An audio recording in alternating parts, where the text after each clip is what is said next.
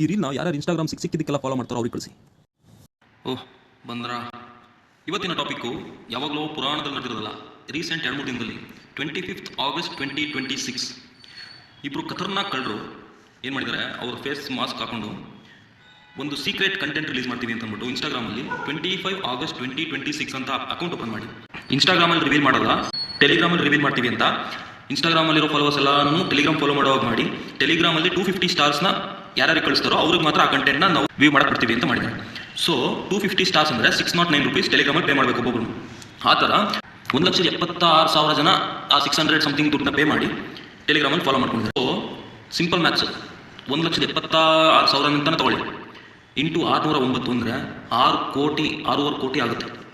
6.5 ಕೋಟಿ 2-3 ದಿನದಲ್ಲಿ ಸ್ಕ್ಯಾಮ್.